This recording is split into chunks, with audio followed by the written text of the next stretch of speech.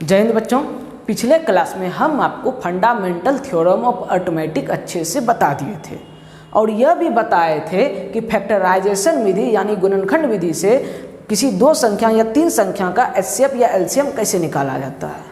आज का हमारा टॉपिक है इरेशनल नंबर को यह सिद्ध करना कि वह सच में इरेशनल ही है। कुछ विधि लगाएंगे जिससे उसको सिद्ध करेंगे वह इरेशनल ही है। सबसे पहले आप एक थ्योरम देख लीजिए जो आपका यह टॉपिक में काम आने वाला है।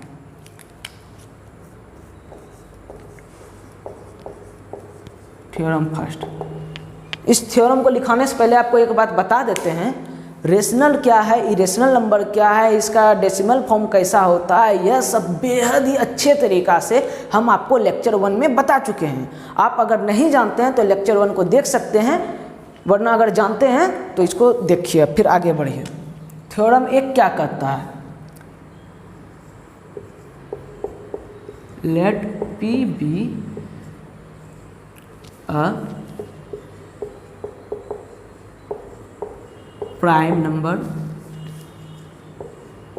and A be the positive integer if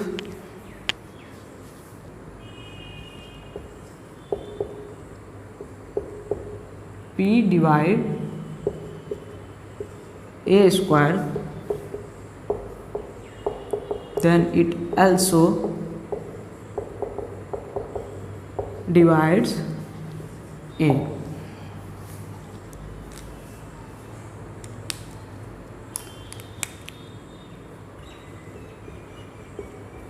माना कि P एक अभाज्य संख्या है और A एक धनात्मक पूर्णांक है। यदि P A स्क्वायर को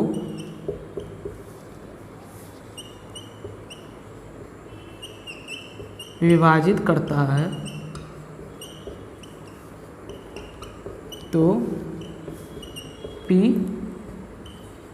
A को भी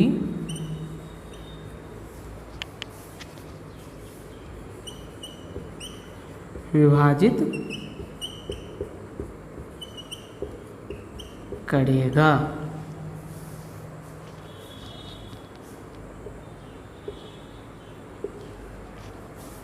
समझिएगा अच्छे से, बहुत हलवा सा थ्योरम है, आप इसको एक बार में समझ जाएंगे, बस अच्छे से देखिएगा। आप जानते हैं, मान लीजिए कोई पहला संख्या किसी दूसरे संख्या को विभाजित करता है, अच्छे तरीके से पूरी डिवाइड करता है, तो इसका अर्थ क्या होगा, यह पहला संख्या जो है वह दूसरा संख्या का क्या है, फैक्टर है, गुणनखंड है। आपको पिछले क्लास में अच्छे से बताए हैं। तो उसी प्रकार मान लीजिए ए स्क्वायर कोई संख्या, ए नहीं ए स्क्वायर समझ जाइए, ए स्क्वायर कोई संख्या है और कह रहा है, गिवन है कि पी ए स्क्वायर को डिवाइड करता है। इसका क्या अर्थ निकला, पी क्या होगा, ए स्क्वायर का फैक्टर होगा। तो फैक्टराइज करिए तो देखिए तो पी कहाँ से निकलता है, तो इसको करते हैं ए गुने ए। कहीं पी आया नहीं, पी तो आया ही नहीं। अब क्या करें, अब देखिए ए को गौर से, क्या ए कांस्टेंट है, क्या ए अचर है, नहीं, यह चर पद है, वेरिएबल पद है। तो चूंकि वेरिएबल है तो अभी भी हमको पता नहीं है कि ए का वैल्यू क्या है, लेकिन एक बात हम जान रहे हैं कि पी ए का गुणनखंड है, यानी पी यहाँ पे होगा। तो कहाँ है, तो जरूर वह ए के अंदर छिपा होगा। यानी हम इसको ऐसे लिख सकते हैं, into P into x into P into x, यानी P जो है A का गुणनखंड होगा, यानी P A को P A को डिवाइड करता होगा। समझिएगा अच्छे से बात को, पी ए स्क्वायर को डिवाइड करता था, यानी यह इसका फैक्टर में होगा। फैक्टर किए तो नहीं मिला, लेकिन ए क्या है, एक चर पद है, वेरिएबल टर्म है, यानी पी उसी में छिपा होगा। तो इसको इक्वल टू करके पी इंटू एक्स के फॉर्म में लिख दिए। इससे क्या अर्थ निकला कि P क्या है, A को भी और आगे फर्दर हम गुणनखंड किए तो P उसमें छिपा हुआ था, यानी P A का गुणनखंड था। अब P A का भी गुणनखंड है तो इसका अर्थ निकलेगा कि P A को डिवाइड करता होगा। कोई संख्या अगर यदि दूसरे संख्या का गुणनखंड है तो वो क्या करता होगा, उसको डिवाइड करता होगा, तो P A को भी डिवाइड करेगा। और वही तो लिखा हुआ है स्टेटमेंट। नोट करिए इसको अच्छे से। इसको कहते हैं प्रमेय।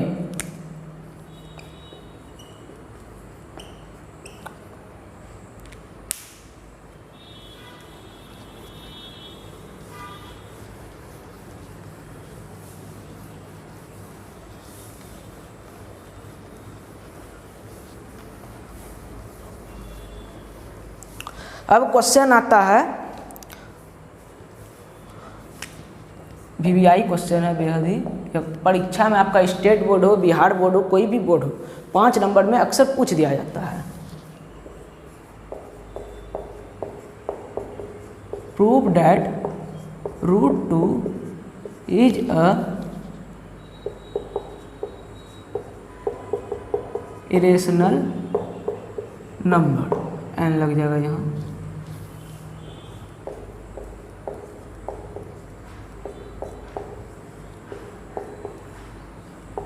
सिद्ध कीजिए कि √2 एक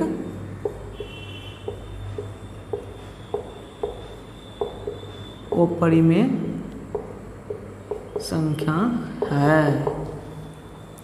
अब समझिएगा अच्छे से बात को।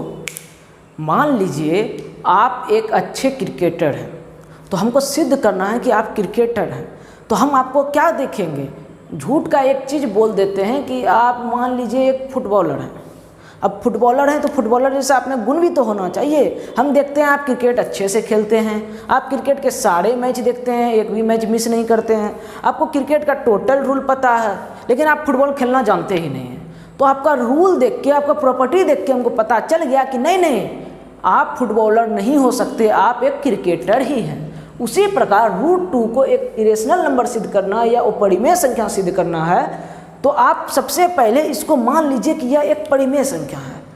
यदि ये परिमेय संख्या होगा तो ये परिमेय संख्या का फॉलो करेगा नियम, अगर फॉलो नहीं करता तब ये अपरिमेय संख्या सिद्ध हो जाएगा ऑटोमेटिक। तो चलिए इसको सॉल्व करते हैं।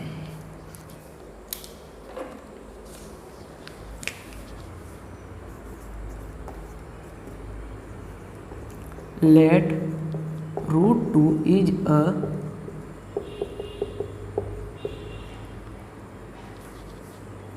Rational number. रेशनल नंबर है तो इसको किस फॉर्म में लिख सकते हैं, P/Q। Then it can be expressed as form of P/Q where P and Q are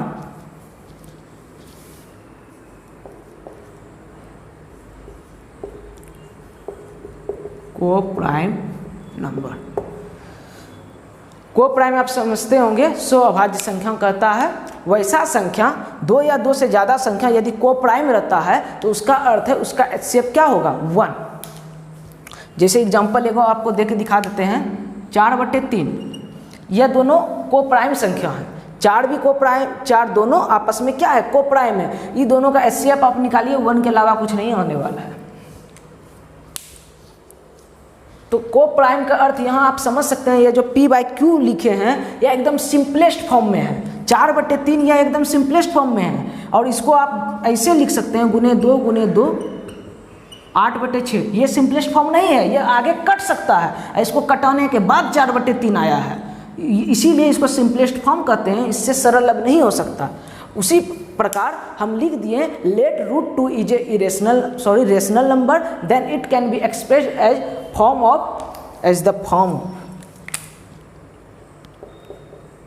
as the form of p by q where p and q are coprime number. अब आप सोच रहे होंगे sir p और q integer भी होता है और q does not equal to 0 भी होता है। तो आपको प्राइम नंबर का डेफिनेशन में अच्छे से बताए होंगे, जो आप वीडियो देखे हैं तो उनको पता होगा कि प्राइम नंबर होता है एक से बड़ा, एक प्राइम नंबर नहीं है। क्यों नहीं है यह भी हम आपको बताएं।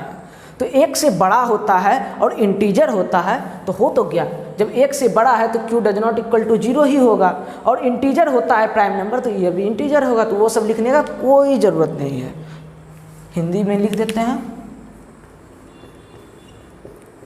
माना कि √2 एक परिमेय संख्या है,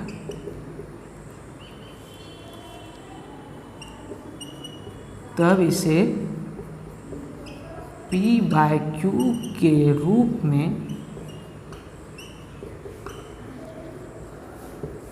व्यक्त किया जा सकता है, जहाँ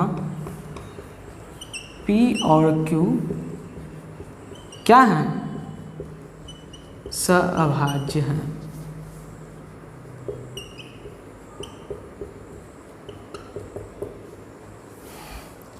समझिएगा। अब आगे क्या करना है, इसको p बाई क्यू के रूप में आपको लिख देना है। क्योंकि इसको p बाई क्यू के रूप में लिख सकते हैं, मान लिया है कि यह रेशनल है तो इसको लिख दीजिए। हिंदी इंग्लिश दोनों वाले ये लिखेंगे √2 equal to p by q. अब हमको रूट अच्छा नहीं लग रहा है, हमको रूट हटाना है, तो क्या करें, दोनों साइड स्क्वायर कर देते हैं। स्क्वायरिंग ऑन बोथ साइड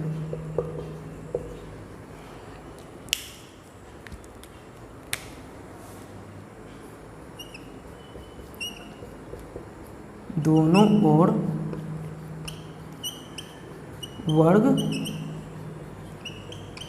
करने पर कोई दिक्कत। चलिए वर्ग करते हैं, देखिए क्या आता है, 2 equal to p square upon q square, या इसको हम लिख सकते हैं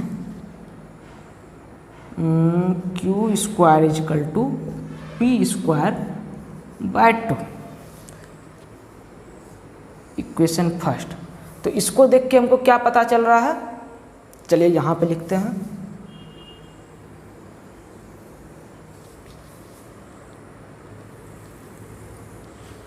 आ रहा है, इसका यहाँ लिख रहे हैं। So q square is divisible by 2, then from theorem 1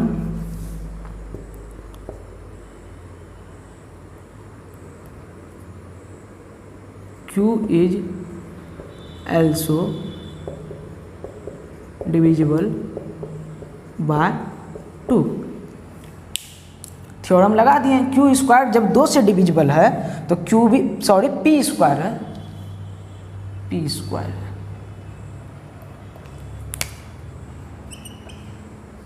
हम देख सकते हैं p स्क्वायर यहाँ डिविजिबल बाय क्या हो गया, 2 से विभाजित है, इसलिए थ्योरम से p भी क्या होगा, 2 से डिविजिबल होगा।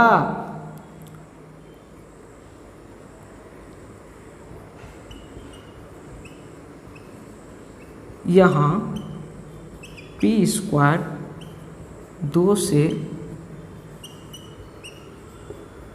विभाजित है, तब पढ़ने 1 से p भी 2 से विभाजित होगा। अब देखिए p जब 2 से विभाजित होगा तो हम उसको किस फॉर्म में लिख सकते हैं, अतः p इक्वल टू 2m। मान लीजिए m कोई संख्या होगा, इंटीजर होगा, लेकिन यदि कोई संख्या 2 से विभाजित है यानी वो सम है तो जरूर उसका फैक्टर में क्या होगा, 2 जरूर होगा।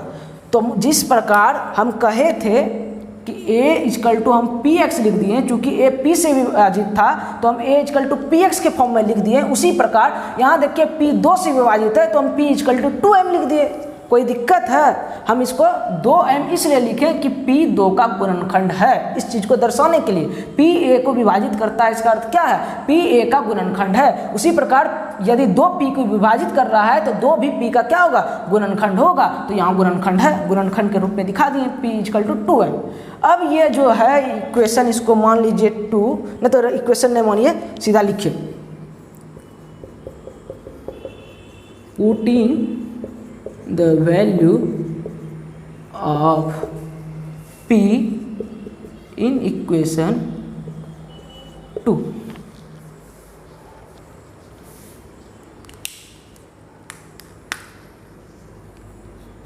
p के मान को क्वेश्चन 1 में को समीकरण 1 में रखने पर, तो चलिए मान रखिए। तो p के मान को समीकरण 1 में, ऊपर वाला मिटा रहे हैं, पहले नोट करिए आप। पहले यहाँ से आप इसको लिखिएगा स्टेटमेंट, इसको उतारिएगा, ये आएगा, फिर उसके बाद ये। अच्छे से दिख रहा है? चलिए ठीक है, दिख जाएगा।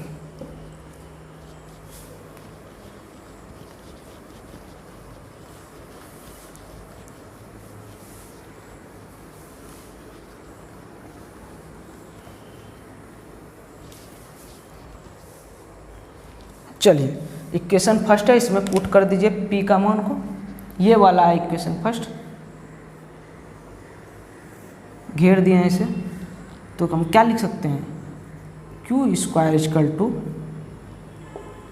2m का होल स्क्वायर अपॉन 2, या इसको हम लिख सकते हैं, या q square equal to 4m square upon 2, या इसको और आगे बढ़ाइए, q square equal to 2m square. अब देखिए q स्क्वायर आपका आ गया फिर से 2m स्क्वायर के फॉर्म का, यानी q स्क्वायर का गुणनखंड में 2 भी है। इसका अर्थ क्या हो गया, यदि 2q स्क्वायर का फैक्टर है तब 2 क्या करता होगा, q स्क्वायर को भी डिवाइड करता होगा। लिखिए यहाँ again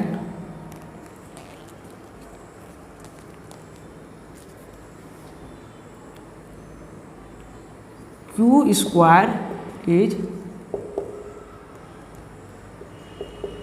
divisible by 2, then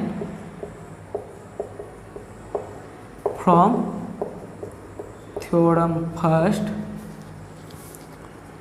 q is divisible by 2 also।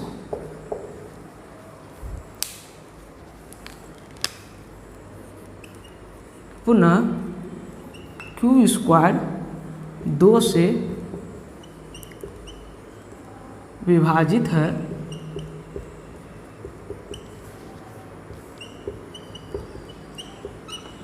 तब पर में 1 से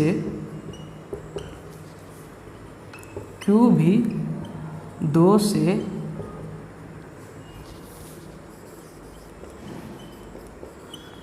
विभाजित होगा। चलिए इस चीज को पहले आप नोट करिए। Again q square is divisible by 2, then from theorem first q is also divisible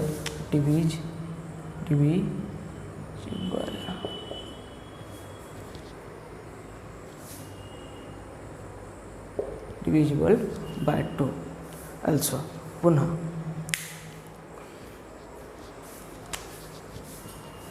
अब देखिए इन नीचे वाला मिटा रहे हैं, उम्मीद करते हैं आप नोट कर लिए होंगे।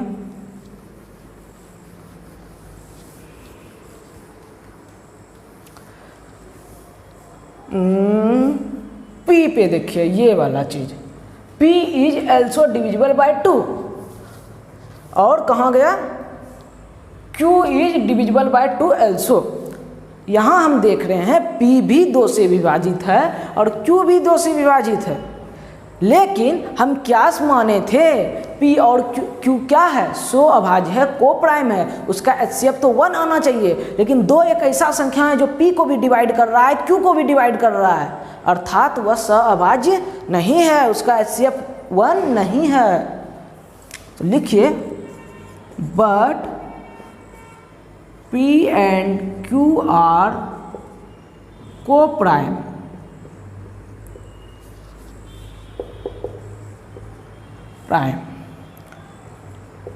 and our assumption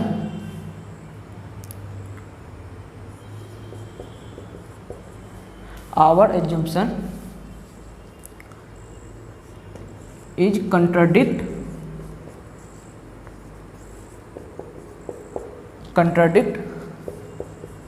this fact।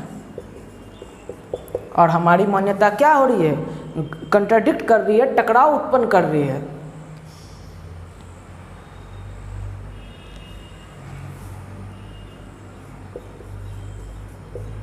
That,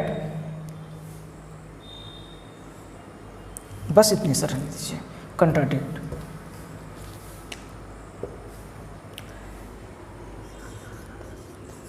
and this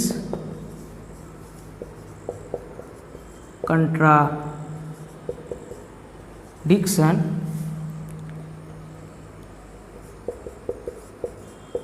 is produced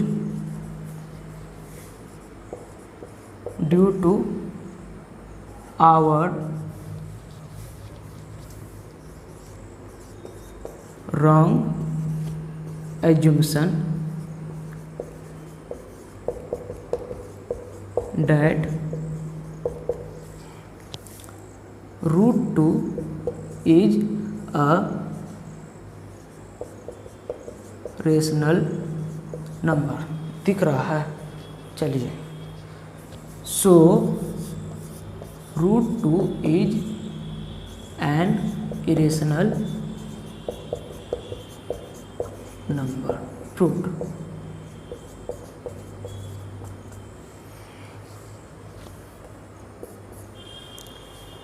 Hindi वाले का यहाँ लिख देते हैं,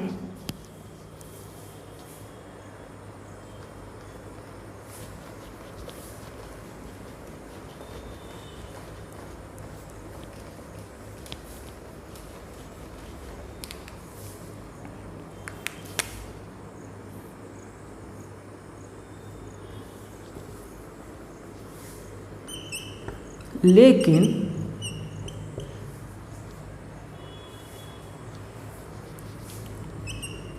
P और Q तो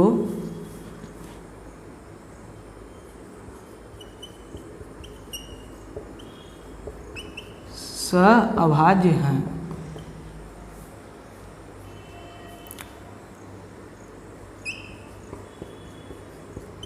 और हमारी यह मान्यता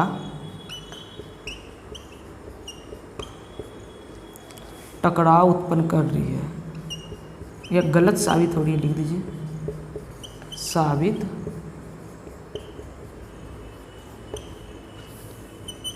हो रही है।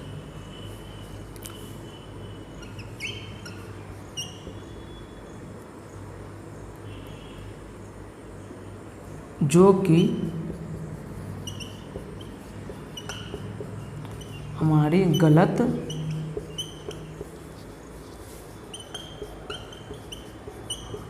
मान्यता के कारण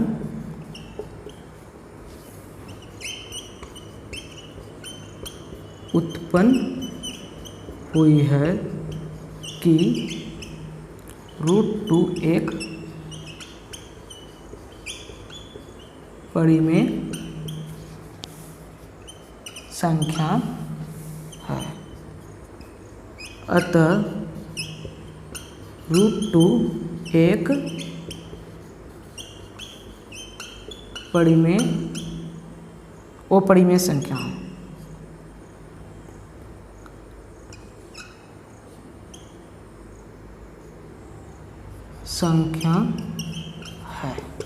चलिए हमको पहले देखने दीजिए।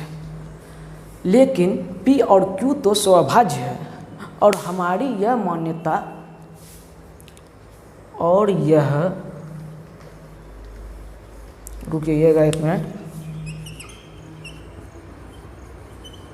टकराव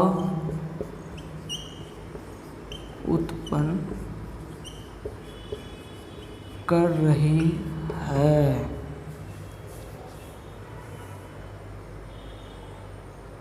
जो कि हमारी गलत मान्यता के कारण उत्पन्न हुई है कि √2 एक परिमेय संख्या है, अतः √2 एक अपरिमेय संख्या है, सिद्ध। चलिए ये हो गया आपका प्रूव। तो सबसे पहले क्या किए, हमको प्रूव करना था क्या, अपरिमेय सिद्ध करना था। तो पहले मान लिए परिमेय मान के उसको P/Q के फॉर्म में लिख दिए, वो भी सिंपलेस्ट फॉर्म में, या कह सकते हैं दूसरी भाषा में स्वभाज्य के रूप में। चूँकि स्वभाज्य है, लेकिन हम देखते हैं स्क्वायर करने पे कि P स्क्वायर को 2 विभाजित कर रहा है, और आगे देखते हैं कि Q स्क्वायर को भी 2 विभाजित करता है। तब थ्योरम 1 से P और Q दोनों को 2 विभाजित करेगा। चूँकि उसका स्क्वायर को विभाजित कर रहा है तो P को भी और Q को भी दोनों को 2 विभाजित करेगा थ्योरम 1 से। लेकिन हम माने के क्या चले थे, P और Q स्वभाज्य है, लेकिन चूंकि दोनों को विभाजित करने लगा, इसलिए हमारा मान्यता क्या गलत साबित होने लगा, टकराव उत्पन्न करने लगा। जो मेरा गलत मान्यता के कारण उत्पन्न हुआ था कि जो हम मान के चले थे कि √2 एक क्या है, परिमेय संख्या है, अतः √2 एक अपरिमेय संख्या है। हो गया आपका सिद्ध। बस इतना सा आपका कॉन्सेप्ट लगाना था। अब हम इसको मिटा रहे हैं, नोट कर लीजिए।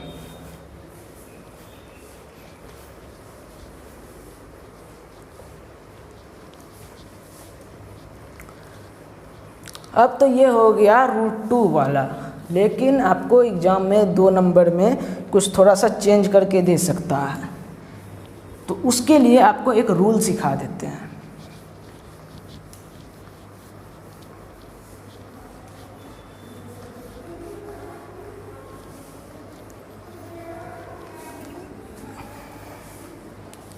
समझिएगा बात को। आप एक गिलास में कीचड़ ले लीजिए, एक गिलास में दूध ले लीजिए, और एक और गिलास ले लीजिए दूध का ही। आप दूध को दूध में मिलाइए, क्या होगा, क्या बनेगा, दूध ही होगा। या दूध का कुछ भी आप मिश्रण व्यंजन बनाइए, क्या बनेगा, अच्छा चीज़ ही बनेगा, खाने का चीज़ बनेगा। लेकिन आप जैसे ही दूध और कीचड़ के गिलास को आपस में मिलाते हैं, फिर आप उसमें कुछ भी प्रोसेस करिए, आपका वह पूरा सामग्री खराब हो जाएगा, वह खाने लायक नहीं रहेगा, समझिए एक तरह से अच्छा नहीं रहेगा। यानी दूध और कीचड़ का मिलन गंदा ही बनता है, अच्छा और बुरा का मिश्रण बुरा ही होता है। लेकिन अच्छा में आप कैसो संगम कराइए, अच्छा ही होगा। तो उसी प्रकार से आप इतने टा बात याद रखिएगा, रेशनल नंबर, और यहाँ पे दे दीजिए जोड़ गुना घटाव या भाग, कुछ भी करिए, किसके साथ, रेशनल के साथ, तो आपको मिलेगा क्या, रेशनल। याद रखिएगा, रेशनल नंबर के साथ कुछ भी मैथमेटिक आपका सिंबल आप यूज कर लीजिए और उसको आप सॉल्व करिएगा तो आपको रेशनल नंबर ही मिलेगा। रेशनल नंबर को परिमेय संख्या कहते हैं, सब में जगह हिंदी वाले लिख लीजिएगा, इस चीज़ को याद रखिएगा। और यदि रेशनल के जगह पे एक इरेशनल आ जाए, इरेशनल नंबर प्लस करिए, गुना करिए, घटाव करिए, भाग करिए, उसको रेशनल के साथ करिएगा, या इसको उल्टा दीजिए, रेशनल भागा इरेशनल कर दीजिए, कैसो लिखिए, तो वह आपका इरेशनल आएगा। क्योंकि आपको बताए थे कीचड़ और दूध को मिलाइए वो आपका खराब ही होने वाला है। इरेशनल आ गया तो वो आप कितना रेशनल मिला दीजिए वह इरेशनल ही बना देगा, तो बना दिया। और अब एक बात आ जाता है, इसको नोट कर लीजिए, इसको ओपरिमेय कहते हैं, हिंदी वाले याद रखिएगा। अब यदि इरेशनल और इरेशनल का संगम कराइए, ओपरिमेय को आपस में मिलाइए तो क्या होगा, कीचड़ को मिला दीजिए, क्या होगा, कीचड़े रहेगा। तो इरेशनल को मिलाए तो इरेशनल ही रहेगा। इतना सब बात आप याद रखिएगा। बाकी आपको सवाल देखिए कैसे आप फूंक दीजिएगा। अब कोई सवाल में दम नहीं है।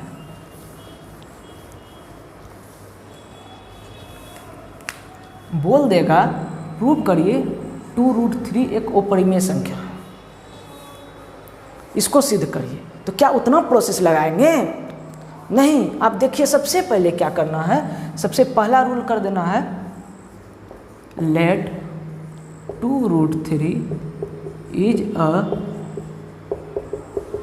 Rational number, then it can be expressed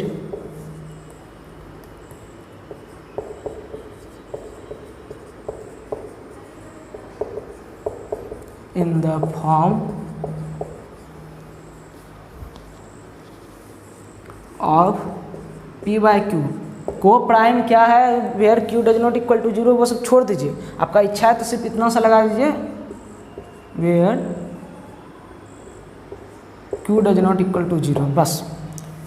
ठीक, p और q के रूप में लिख सकते हैं, और इलोबरेट करना चाहते हैं तो लिख दीजिए। जहाँ p और q इंटीजर है, आप जितना इसको सजाइएगा, जितना चीनी दीजिएगा उतना मिठा होगा। आप बस इतना याद रखिएगा, आपको ये स्टेटमेंट लिख देना है, आप अपने हिसाब से लिख दीजिए। अब देखिए, तब इसको p/q के रूप में लिख दीजिए, कोई दिक्कत नहीं। अब आपको क्या करना है, कीचड़ को एक साइड रखना है और अच्छे वालों को एक साइड रखना है, यानी इरेशनल को एक साइड रखिए। हमेशा याद रखिएगा, ऐसा सवाल कुछ भी परिमेय और परिमेय का संगम रहा, चाहे गुणा भाग कुछ भी रहे, तो इरेशनल को एक साइड रखिए और किसी तरह टोटल रेशनल को एक साइड लेते आइए। तो चूंकि p और q क्या है, रेशनल नंबर है p/q, और 2 भी क्या है, रेशनल नंबर है, तो ये गुना में इधर आके क्या होगा, भाग। तो हम इसको लिख सकते हैं √3 इक्वल टू, भाग में आ जाएगा p/2q। ठीक है। अब यहाँ पे लिखिए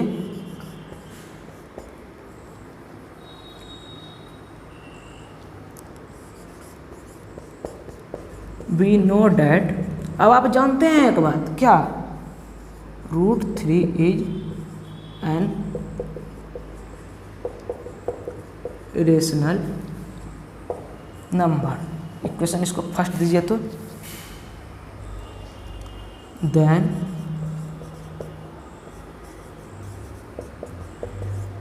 rational equal to TION rational, which is wrong या इम्पॉसिबल दीजिए।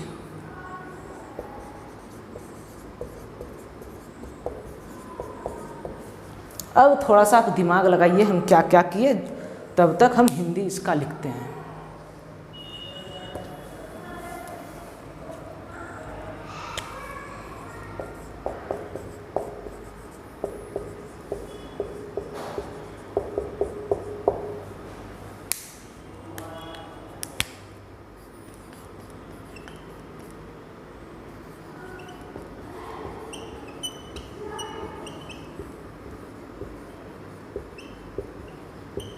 इसको अपरिमेय सिद्ध करना याद रखिएगा।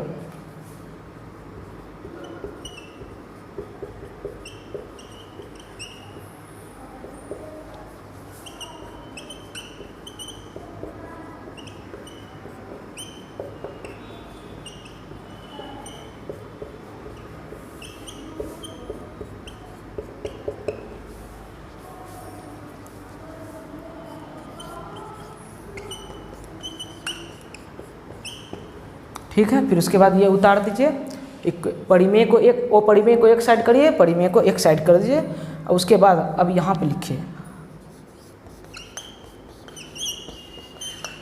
हम जानते हैं कि √3 एक अपरिमेय संख्या है। तब नीचे दिखेगा, नहीं दिखेगा तो इधर देखिए,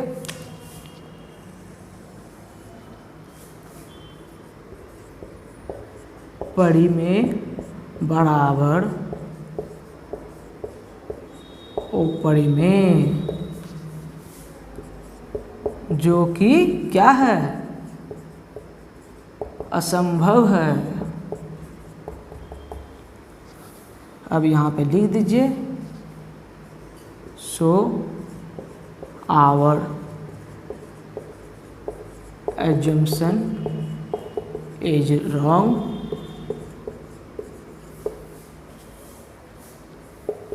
that 2√3 is a rational number, hence 2√3 is an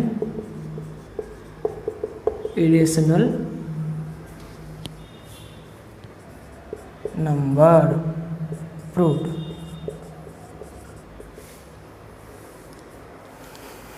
ऊपर थोड़ा सा मिटाएंगे, हिंदी लिख देंगे, देखिएगा समझिएगा। पहले हिंदी लिख देते हैं।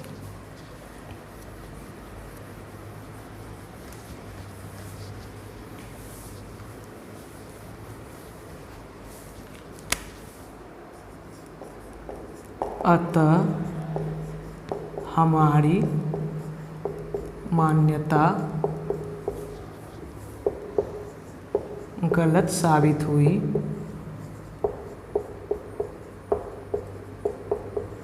कि 2√3 एक अपरिमेय संख्या है। यहाँ पे अतः ने इसलिए कर दीजिए, अतः 2√3 एक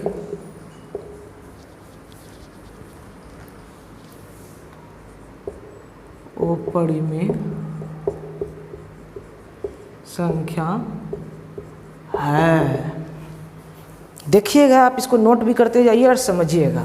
सबसे पहले क्या किए, चूँकि इसको अपरिमेय सिद्ध करना था तो हम मान लिए कि सबसे पहले कि यह क्या है, परिमेय संख्या है। अब परिमेय संख्या है तो इसको p/q के रूप में लिख सकते हैं, हम लिख दिए। अब फिर उसके बाद हम क्या बोले, कीचड़ को एक साइड करना है, दूध को आपको एक साइड करना है, तो परिमेय को अलग करिए, अपरिमेय को दूसरे साइड लाइए।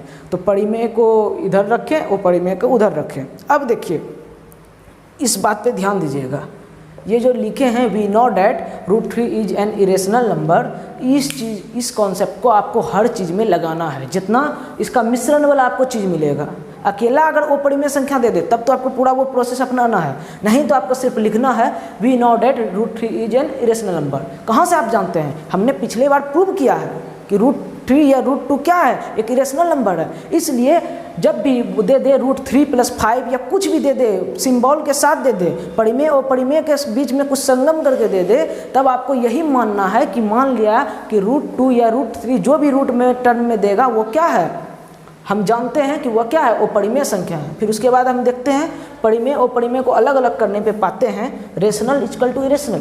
तो क्या परिमेय इक्वल टू अपरिमेय कभी हो सकता है? नहीं, कभी नहीं होगा, असंभव है। तो विच इज इम्पॉसिबल, जो कि असंभव है। So our assumption is wrong that √3 is a rational number. अतः हमारी मान्यता गलत साबित हुई कि √3 क्या है, एक परिमेय संख्या है। अतः √2 क्या है, एक अपरिमेय संख्या है। बस हो गया प्रूव। अब यही चीज़ आपको, अब हम आपको ज़्यादा हर चीज़ में हर सवाल बना के नहीं दिखाएंगे, आप समझिएगा।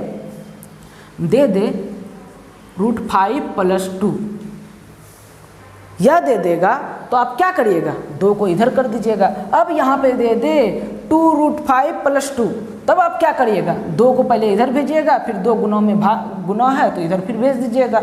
आपको हर हाल में छान के क्या निकालना है, कीचड़ को अलग, दूध को अलग।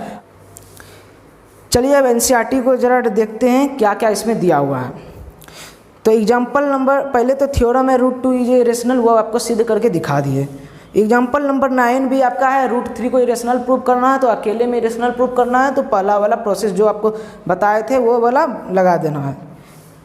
उसके बाद अब आते हैं example number 10, show that 5 - √3 is A irrational number.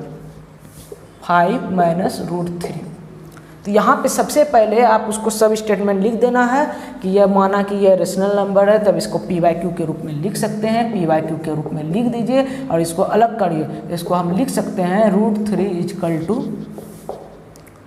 5 - p/q। अब उसके बाद यहाँ पे लिखना है, देखिएगा पहला चीज़ जो आपको बताए हैं, we know that √3 is an irrational number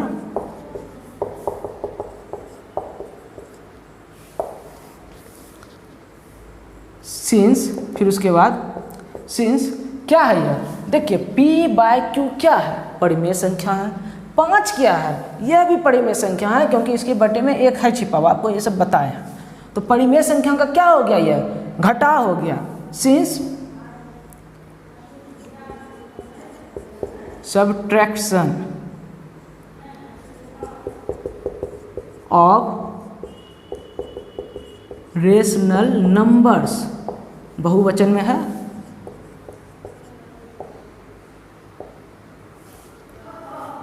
is क्या होगा, रेशनल, दैट इज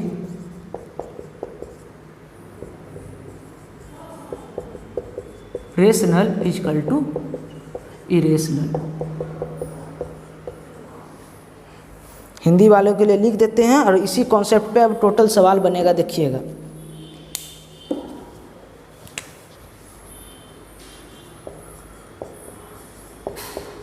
हम जानते हैं कि √3 एक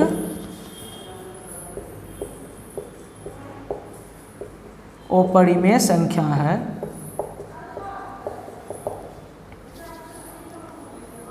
चूँकि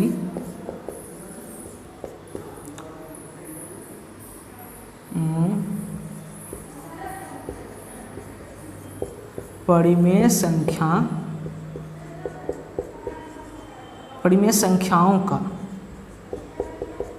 का योगफल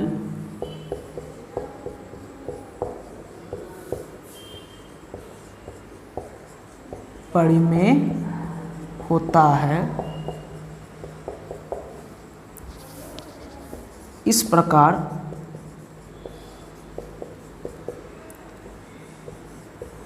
परिमेय बराबर अपरिमेय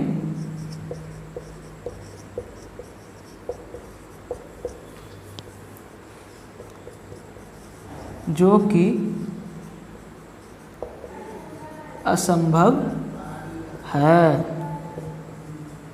विच इज इम्पॉसिबल।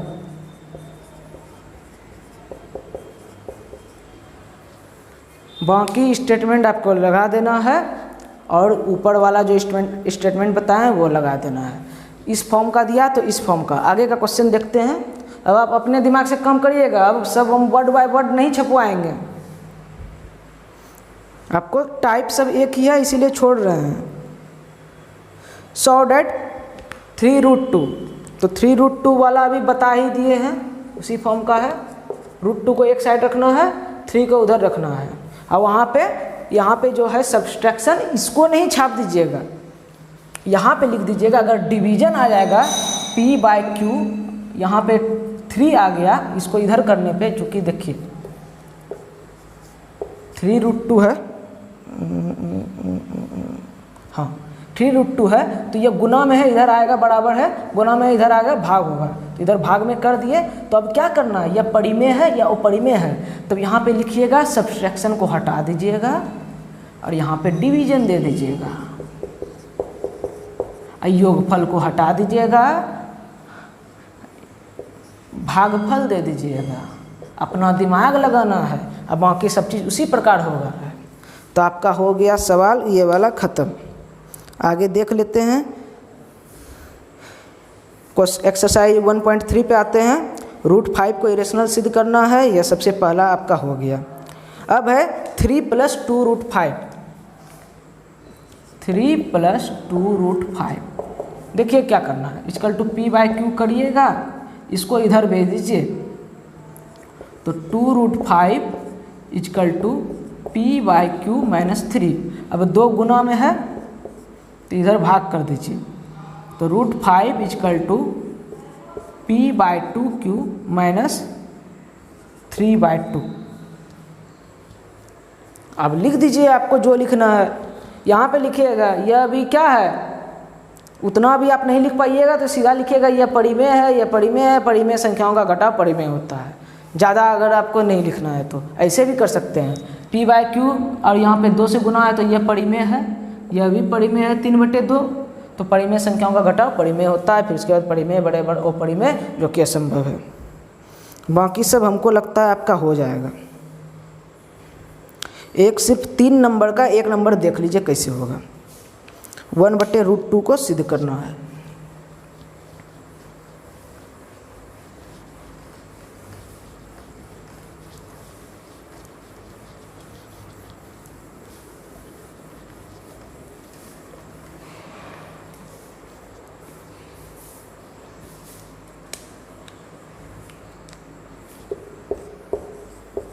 तो पहले सब स्टेटमेंट लिख के इसको किस रूप में लिख सकते हैं, अगर परिमेय मानते हैं तो p/q के रूप में।